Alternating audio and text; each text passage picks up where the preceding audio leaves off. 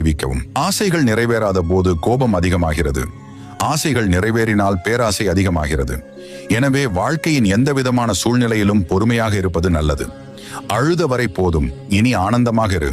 என் நிலை என்று மாறும் என்ற உன் ஏக்கம் நான் அறிவேன். உன் நிலை நீ நினைத்ததை விட சிறப்பாய் மாறும், கவலைப்படாதே. யாரும் உன்னை காப்பாற்ற மாட்டார்கள். நான் உன்னுடன் இருக்கும் வரை யார் கையையும் நீ எதிர்பார்த்து நிற்க தேவையில்லை. என் கரங்கள் என்றும் உன்னை பிடித்திருக்கும். பல ஏமாற்றங்களை சந்தித்து விட்டேன் என யாரிடமும் சொல்லி அழாதே. ஏமாற்றம் அடைந்தவர்களுக்கு, நல்ல மாற்றத்தையும் முயற்சித்தவர்களுக்கு, நல்ல முடிவையும் நம்பிக்கை கொண்டவர்களுக்கு நல்ல வழியையும் நிச்சயம் நான் தருவேன். உன் நிலை கண்டு கை கொட்டி சிரித்தவர்களை கை தட்டி பாராட்ட வைப்பேன்.